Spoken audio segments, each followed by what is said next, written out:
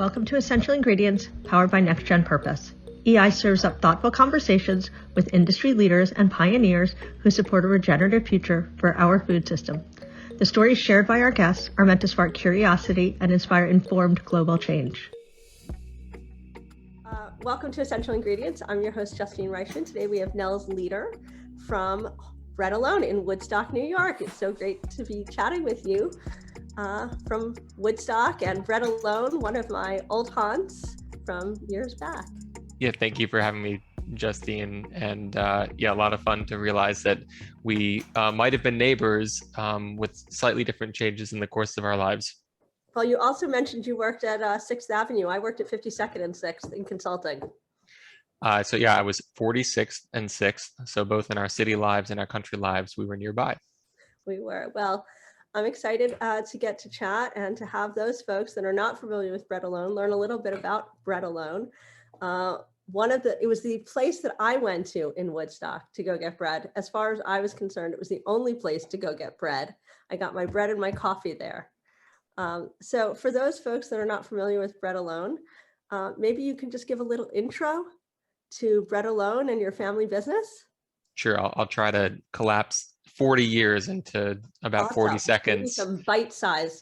Yeah, bite-sized bit of 40 years. So Bread Alone, we're a family-owned, values-driven bakery. My parents founded the company in 1983. And you got to take yourself back to 1983 to appreciate the Bread Alone story. It's like the land of Wonder Bread back then. You couldn't go to a grocery store and get good artisan bread like you can today.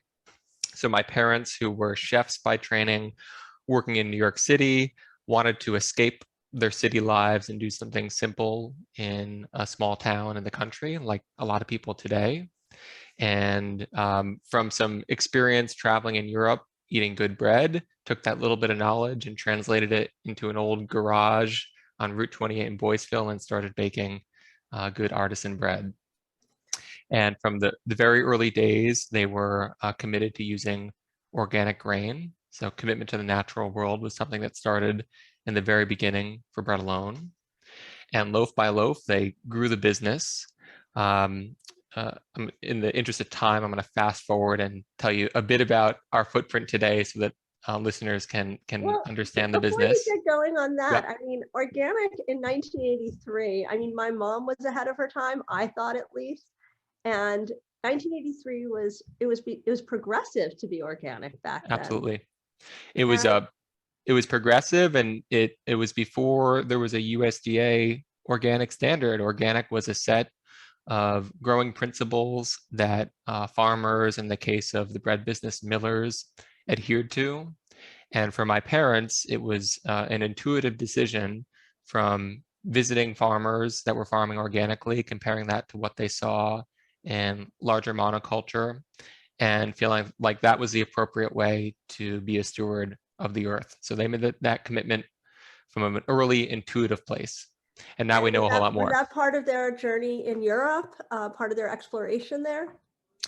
You know, my parents were part of the back to the land generation that was taking root in the late 70s and early 80s. They were heavily influenced by Helen and Scott Nearing, two homesteaders from in Maine that had a small but dedicated following. So I'd say their influence was actually more from experience in the US than abroad, but the appreciation of good bread came from abroad. So they married the two together and they created Bread Alone. Yep. So now they came back and they put these things together and they started this Bread Alone company in Woodstock.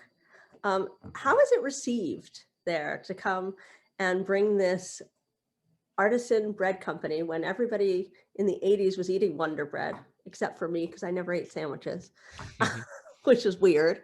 But how is it received? It's organic and it's artisan. Yeah, to new things at the time. And, this was not a situation where they opened the doors and all of a sudden there was a monster line out the door every day. It was really the story of loaf by loaf. And there were a few, fortunate moments or moments where they created luck, depending on how you look at it, where the word was able to get out a bit. One of the notable ones was that Florence Fabricant from the New York Times wrote a piece about Bread Alone, and that introduced more people from New York City to the bakery and what they were doing, and opened up a source of demand to start delivering the bread to New York City. So that was one of the moments that really helped. And Justine, as you can appreciate, because you've spent so much time in the Woodstock area, there are a lot of connections between New York City and Woodstock. So a lot of people would weekend upstate, experience this bread, get to know the company, and then when they would see it in the city, it was a part of that country life they could enjoy in the city. So it really was a story of, one loaf at a time, little engine that could, more than an outpouring and of overwhelming support from all over right after we opened our doors. Wow. So in 1983, did you open the shop immediately In Woodstock? in Woodstock? No, that came in the mid 90s, and I'd have to look back to give you the specific year.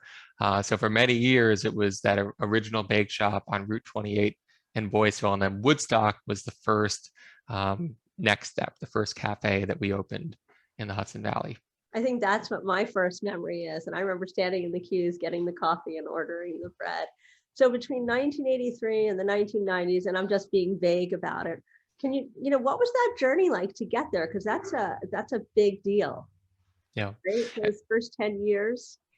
And we have to keep in mind, listeners need to keep in mind that, this is my parents at this time. So Course, I'm yeah. I'm a You're a toddler. I'm a toddler, and then an elementary school Child. kid, and then a punk high school kid throughout this part of the business's journey. But what I can tell you about it from growing up with the families, we were a hardworking, gritty, entrepreneurial family that revolved around the bakery.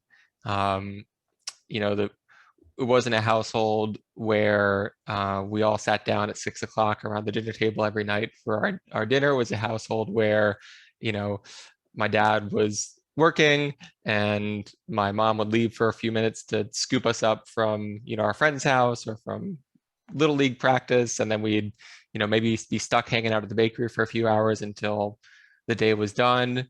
And it was an all-in commitment by my parents to build this business. And as a kid, it was wonderful. I mean, my playground was the stacks of flour bags in the bakery, and I got to, hollow out loaves of fresh bread straight from the oven for my after-school snack.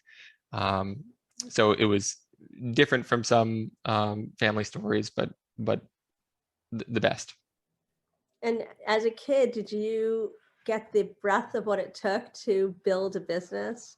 Do you feel like you got to participate or watch all the different facets of building that business? Yeah, and of course, I didn't appreciate it at the time, right? It's not like I understood the things that I was sort of intuiting from watching my parents operate as a young kid. But some of the moments where there were situations that my parents need to address stand out in my mind. For example, I remember one time we lost water at the bakery, and so we had to run in the bakery van back and forth to our house with big buckets of water so that we could continue mixing dough at the bakery. So there, lots of moments like that I think helped develop, grit and knowing how to be scrappy to build a business. Yeah, I think, I grew up too. My mom is an entrepreneur, and I feel like watching her figure out how to be scrappy and fix all those things as she was doing it makes me the entrepreneur I am. So I don't know how that plays into your story now, but I'd love to, hear that. And I think you just spoke to that even, is that Yeah, some of the things that you watched. but the truth, at the same time, my father and I were very different people. And my father, he is sort of a typecast first generation entrepreneur, is ready to leap first, ask questions later. That's who he is, and that's his comfort zone. And I certainly come to the business from I think a slightly more contemplative perspective. I'm much more an introvert than my father is. And I think the balance of some of my inherent qualities with what I observed from them growing up has been, really formative for me and has influenced how I operate today. So now talk to us. You come to this business, you came back to this business after working in, did you say consulting or Yep. management consulting? So that experience plus the experience you had working with the family or being participatory as a child. And I did. I worked from my first job. First official job was when I turned 12, doing Saturday cleanup at the bakery. So Okay, scrubbing bread good. racks. You mean instead of a lemonade stand, did you have a bread stand? No, I wasn't out front at first. I was in back cleaning, and I had Okay. to graduate to the customer facing work after a few years. And as an Um, introvert, I'm sure you appreciated that though. very much. I was happy back in the bakery. Yeah. So if you graduated and years later you come back to the business. So why'd you come back to the business? What made you decide to come back?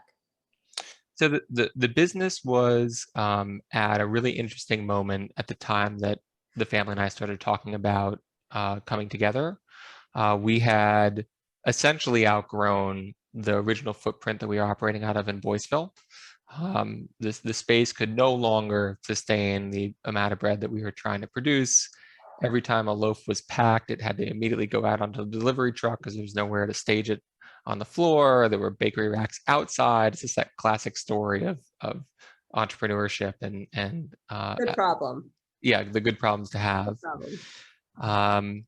So the business was at that juncture, and I had done work for the better part of a decade that maybe, although not objectively bad for the world, was not objectively good. I was doing consulting for oil and gas companies, for pharmaceutical companies, and I come from Woodstock, from an organic bakery, so that didn't feel like the right path for me. And by contrast, helping to contribute and build on the Bread Alone story felt like something that would be meaningful over the years. So that the business being at that juncture and me looking to find a bit more purpose, like so many people with their work, right? I think a lot of people are really trying to integrate a more purpose-driven life Yeah. and build more purpose-driven businesses. I know I am, and that's what Next Gen Chef is really here to support. So I think we're on the same page. Yeah, and I don't lose sight for a moment of how fortunate I was and I am that I had this experience that I could jump into sort of at my fingertips. That's just my good fortune and no doing of my own. So in any case, this was around 2012 when I came back, and the business embarked on a big expansion. We built a second bakery outside of Kingston. We went from 7,000 square feet to 30,000 square feet, and the bakery that we built, that I'm sitting in right now, helps us bake about 20,000 loaves of bread a day that we distribute around the Northeast. And we have about 175 employees that are based here at our main bakery. And then we also have 4 retail stores around the Hudson Valley. Our Woodstock location. We're also in Rhinebeck, Boyceville, and here at our main bakery. And then we've got about a dozen farmers markets in New York City that we're at each week. Wow, that's amazing. I'd love to hear about this because, of course, back when I was there, that was not happening. No, yeah, it's changed a fair bit in the Changed a past fair 10 bit. years. So And the retail stores and our farmers markets are really important to the conversation because the new bakery that we just built, our net zero facility, which I know wow. we're going to get into. And I want to just go back, just pause on that for a second. Yep. There's many people listening to this or watching the video cast. And I just want to make sure that the vernacular that we use and the vocabulary that we use, that we're just very straightforward about it. Everybody is on the same page. So net zero, what do you mean by net zero? Just so that everybody knows, even if. Yep. Yeah. And I'm glad we're like pausing to talk about it because the definitions matter. And we're at a point in time where there's lack of clarity about what the different words mean. And we're in like a standard setting process, right? Of all coming to the same agreement of what these things mean. So net zero is a state when we are removing from the atmosphere as much carbon as we're emitting into it. So we're in equilibrium. That is a net zero state. When So that you, is something you guys imposed for this facility that you put in. yes, we constructed what we've designed to be a net zero building. For us, that means that we have electrified everything in the building. So we're not running any propane or natural gas to the facility. And we are producing from renewable resources on site through solar all the projected needs of that equipment. And what prompted you to make this decision? Why was it so important for you? So I mentioned earlier how commitment to the natural world has been with Bread Alone since the beginning, and I can't take any credit for that early commitment. The business today believes that action to mitigate climate change is the most important issue that's facing the natural world. So our extension of this early commitment is to mitigate climate change. I believe that what we need to do to do our best work on that front is stop burning fossil fuels, period, full stop. And electrifying our lives and then producing from renewable resources all of that electricity is the most direct path to reducing that consumption of fossil fuels. At the main bakery, the place I'm in right now, in 2018, we put in about 200 kilowatts of solar on our roof, which provides part of the energy that we use in the building. That was like dipping our toes in the water of what we could do on a larger scale to generate our own electricity. And then with this recent net zero project, we took the learnings from doing that project and other learnings from around the business and put them all into this new project. That's amazing. So for other founders that are watching this or listening to them, if they wanted to dip their toes, if they're a startup, are there any recommendations that you might make to them or offer suggestions that you could offer them so that maybe they could dip their toe in if they couldn't make such a large commitment today, but maybe start them on the right path? Absolutely. So my first piece of advice is to affect change at the highest level you can. And that's going to change over time. So for a business that is just starting to learn about these issues and wants to start taking steps to operate in a more sustainable way, maybe doesn't have a whole lot of capital to throw at the problem, small energy improvements can make a big difference. So that's starting with the basics like an LED fixture, improving windows, tightening your building envelope, small changes to your business. And as you take those first steps, you're going to learn. And then you're going to learn about what the next step is. And if you continue to affect change at the highest level you can, given the knowledge that you have, you can work up to a much more substantial renovation, like going to a full net zero facility.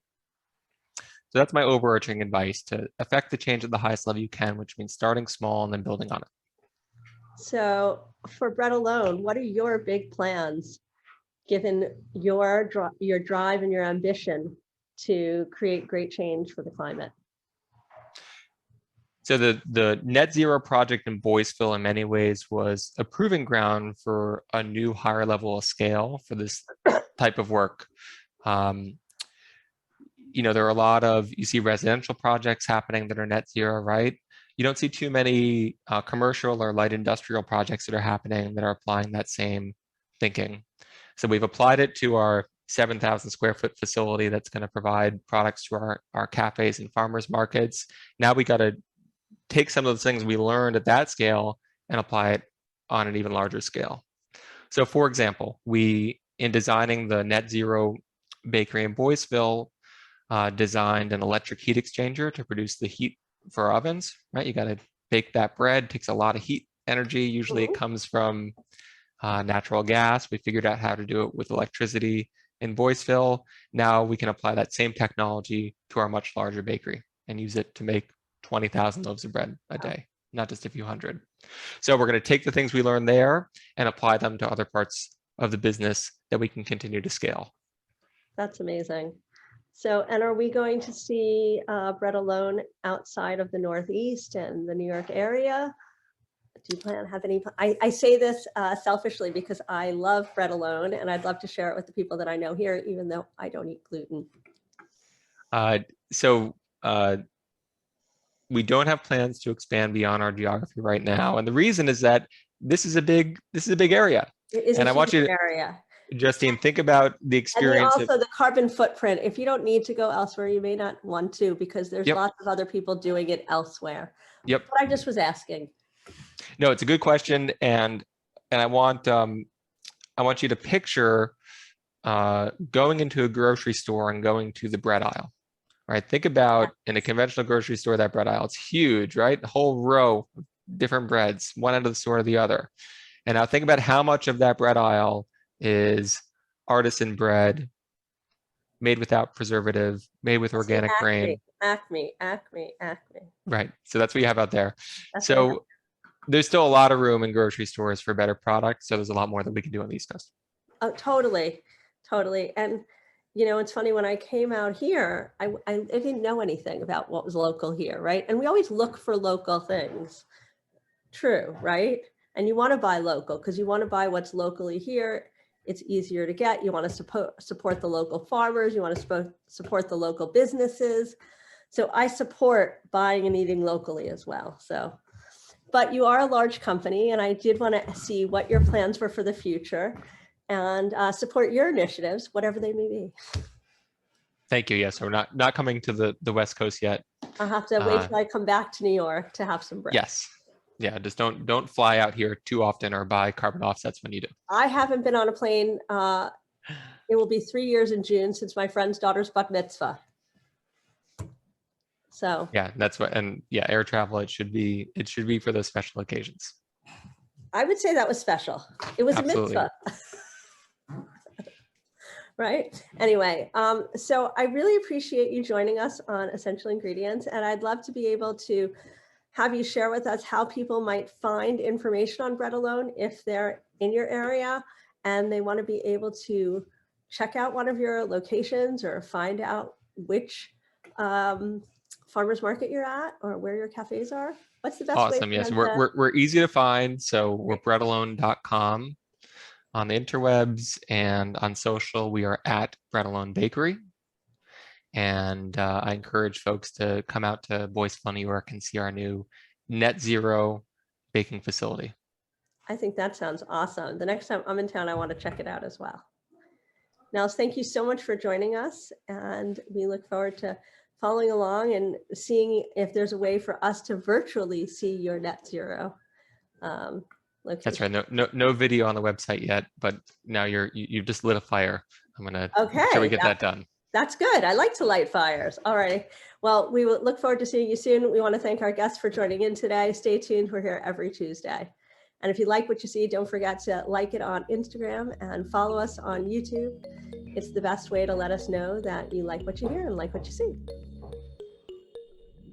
To learn more about these episodes and access show notes, go to nextgenpurpose.com and choose podcast. If you like this episode, head to Apple Podcasts or your favorite platform to subscribe and leave us a review. Visit the Next Gen Purpose YouTube channel to subscribe to our EI videocast and give this episode a like while you're there. Follow us on Instagram and LinkedIn at Next Gen Purpose, and connect with me on LinkedIn or Instagram at Justine_Reichman. Thanks for joining us.